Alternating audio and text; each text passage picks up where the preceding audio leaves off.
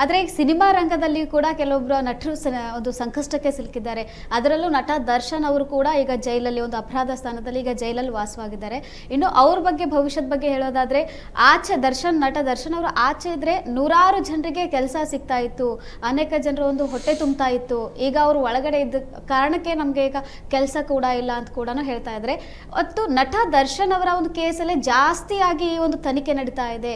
ಈಗ ಅದರಲ್ಲೂ ಈಗ ನಟ ದರ್ಶನ್ ಅವರಿಗೂ ಕೂಡ ಒಂದು ಮನೆ ಸಂಬಂಧಿಕರಾಗಲಿ ಸ್ನೇಹಿತರಿಗಾಗಲಿ ಒಂದು ಪ್ರವೇಶ ನೋಡೋಕ್ಕಾಗಿ ಮಾತಾಡೋಕ್ಕಾಗಲಿ ಅನುಮತಿ ಕೂಡ ಕೊಡ್ತು ಕೋರ್ಟು. ಅದಾದ ಬೆನ್ನಲ್ಲೇ ಅವರ ಅಭಿಮಾನಿಗಳು ಹೇಳ್ತಾ ಇದ್ದಾರೆ ನಟ ದರ್ಶನ್ ಅವರ ಹಿಂದೆ ಒಂದು ಅವರನ್ನು ಒಳಗೆ ಹಾಕ್ಸೋಕೆ ಜೈಲಲ್ಲಿ ಇರಿಸೋಕೆ ದೊಡ್ಡ ಕೈವಾಡಗಳಿದೆ ಅಂತ ಕೂಡ ಹೇಳ್ತಾ ಇದ್ದಾರೆ. ಇದ್ರ ಬಗ್ಗೆ ಏನಾದರೂ ಅವರ ಭವಿಷ್ಯ ಏನಿದೆ, ಮುಂದೆ ಆಚೆ ಬರ್ತಾರಾ ಬೇಗ, ಏನಿದೆ ಇದ್ರ ಹಿಂದ್ಗಡೆ ಅನ್ನೋದು ಮಾಹಿತಿ? ಖಂಡಿತವಾಗಿ ಒಳ್ಳೆಯ ಉತ್ತಮವಾಗಿರ್ತಕ್ಕಂಥ ಪ್ರಶ್ನೆಯನ್ನೇ ಕೇಳಿದೆ ಮೊನ್ನೆ. ಯಾಕಂದರೆ ಚಲನಚಿತ್ರ ರಂಗದಲ್ಲಿ ವಿಶೇಷವಾಗಿ ನೋಡಿ, ಚಲನಚಿತ್ರ ರಂಗ ಇದೆಯಲ್ಲ, ನಮಗೆ ಜ್ಞಾನೋದಯವನ್ನು ಕೊಡ್ತಕ್ಕಂಥದ್ದು ಚಿತ್ರರಂಗ.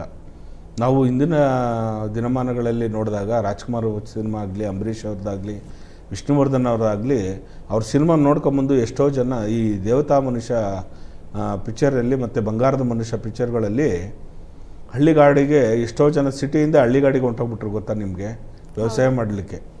ಯಾಕಂದರೆ ನಾವು ನಮ್ಮ ಹಳ್ಳಿಗಳಲ್ಲಿ ನಾವು ಉನ್ನತವಾಗಿ ಅಲ್ಲೇ ದುಡಿದು ನಾವು ಸಂಪಾದನೆ ಮಾಡಿ ಇಡೀ ದೇಶಕ್ಕೆ ನಾವು ಸಾಕೋ ಅಂತ ಒಂದು ಛಲವನ್ನು ಕೊಡ್ತಕ್ಕಂಥದ್ದು ಬಂಗಾರದ ಮನುಷ್ಯ.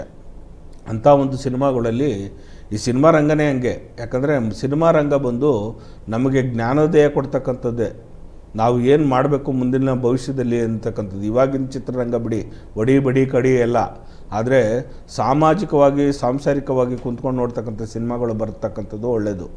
ಮುಂದಿನ ದಿನಮಾನಗಳಲ್ಲಿ ನಾನು ಕೆಲವರಲ್ಲಿ ಡೈರೆಕ್ಟರ್ಗಳಲ್ಲಿ ಆಗಲಿ ಎಲ್ಲರಲ್ಲೂ ಕೇಳ್ಕೊಳ್ತೀನಿ, ಪ್ರೊಡ್ಯೂಸರ್ ಅವ್ರ ಹತ್ರ ಆಗಲಿ ನಿರ್ಮಾಪಕರುಗಳಲ್ಲಿ ಕೇಳ್ಕೊಳ್ಳೋದೇನೆಂದರೆ ಸಾಮಾಜಿಕವಾಗಿ ಎಲ್ಲರೂ ಕುಂತ್ಕೊಂಡು ಸಿನಿಮಾ ನೋಡುವಂಥ ಒಂದು ಮನೋರಂಜನೆ ಸಿನಿಮಾಗಳನ್ನು ತರ್ತಕ್ಕಂಥದ್ದು ಮಾಡಿ ಖಂಡಿತವಾಗಿ ಒಳ್ಳೆಯದಾಗುತ್ತೆ. ಇನ್ನು ದರ್ಶನ್ ಅವ್ರ ವಿಚಾರದಲ್ಲಿ ತಗೊಂಡಾಗ ಖಂಡಿತವಾಗೂ ಅವರು ಹೊರಗಡೆ ಬಂದೇ ಬರ್ತಾರೆ. ಜೂನ್ ಮತ್ತು ಜುಲೈ ತಿಂಗಳಲ್ಲಿ ಅವ್ರಿಗೆ ಅಷ್ಟಮಂಗಲ ಪ್ರಶ್ನೆಯಲ್ಲಿ ನೋಡಿದಾಗ ಖಂಡಿತವಾಗೂ ಯೋಗ ಫಲ ಇದೆ.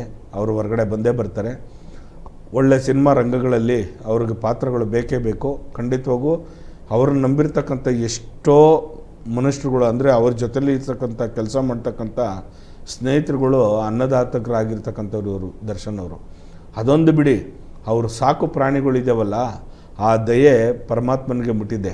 ಅವ್ರು ಬರಬೇಕು, ಅವರ ಒಂದು ಕೊಟ್ಟಿಗೆಗೆ, ಅಲ್ಲಿರ್ತಕ್ಕಂಥ ಒಂದು ಆ ಗೆಸ್ಟ್ ಹೌಸ್ಗೆ, ಫಾರಮ್ಗೆ, ಅಲ್ಲಿರ್ತಕ್ಕಂಥ ಪ್ರಾಣಿಗಳಿದ್ದಾವಲ್ಲ, ಆ ಪ್ರಾಣಿಗಳೆಲ್ಲ ಆಹಾಕಾರದಿಂದ ಅವ್ರನ್ನ ಎದುರು ನೋಡ್ತಾ ಇದೆ. ಹಾಗಾಗಿ ಮನುಕುಲಕ್ಕೆ ಮತ್ತು ದೈವಶಕ್ತಿಗೆ ಎಲ್ಲರಿಗೂ ಗೊತ್ತಿದೆ. ಅವರು ಅತಿ ಶೀಘ್ರದಲ್ಲೇ ಬರ್ತಕ್ಕಂಥದ್ದು. ಆ ತಾಯಿ ಚಾಮುಂಡೇಶ್ವರಿ ಅವ್ರನ್ನ ಅತಿ ಶೀಘ್ರದಲ್ಲೇ ಕಳಿಸ್ಕೊಳ್ತಕ್ಕಂಥದ್ದು. ಇನ್ನು ಕೆಲವರು ನಮ್ಮ ಮಗಳು ಹೇಳಿದ್ರು, ಅವ್ರಿಗೆ ಹುನ್ನಾರ ನಡೆದಿತ್ತು, ಒಳಗಡೆಗೆ ಹಾಕೋದಕ್ಕೋಸ್ಕರನೇ, ಗಲಾಟೆ ಮಾಡೋದಕ್ಕೋಸ್ಕರನೇ ಅಂತಕ್ಕಂಥದ್ದು ಮಗಳಿಗೆ ಹೇಳಿದ್ಲು ನನಗೆ. ಆದರೆ ಅದೇನೇ ಇದ್ರೂ ಕೂಡ ಎಲ್ಲರೂ ತಪ್ಪು ಮಾಡೋರನ್ನೇ, ಯಾರೂ ಸಾಚುವಂತರಿಲ್ಲ. ಎಲ್ಲೋ ಒಂದು ಕೆಟ್ಟ ಗಳಿಗೆ ನಡೆದಿತ್ತು, ಅದನ್ನು ಕ್ಷಮಿಸ್ಬೋದಾಯಿತು.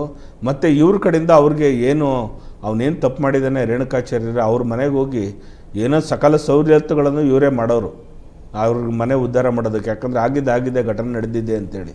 ಆದರೆ ಅದನ್ನೇ ಹೈಲೈಟ್ ಮಾಡಿ ಅವ್ರನ್ನ ಮುಖಭಂಗ ಮಾಡಿ ಅವ್ರನ್ನ ಇಡೀ ಪ್ರಪಂಚದಾದ್ಯಂತ ತೊಂದರೆ ಮಾಡ್ತಕ್ಕಂಥದ್ದು ಜಾಸ್ತಿ ಆದಾಗ ಇದು ನೋವಾಗ್ತಕ್ಕಂಥದ್ದು.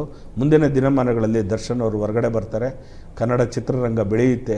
ಸಿನಿಮಾ ರಂಗ ಇನ್ನೂ ತುಂಬ ಚೆನ್ನಾಗಿ ಅದ್ಧೂರಿಯಾಗಿ ಎಲ್ಲ ಪರಭಾಷಾ ದೇಶಗಳಲ್ಲೂ ಕೂಡ ನಮ್ಮ ಕರ್ನಾಟಕದ ಒಂದು ವಿಶೇಷವಾಗಿರ್ತಕ್ಕಂಥ ಚಲನಚಿತ್ರ ಯಥೇಚ್ಛವಾಗಿ ಹೆಸರನ್ನು ಮಾಡುತ್ತೆ ಅಂತಕ್ಕಂಥದ್ದು ಈ ಸಂದರ್ಭದಲ್ಲಿ ಹೇಳೋಕ್ಕೆ ಇಷ್ಟಪಡ್ತೀನಿ.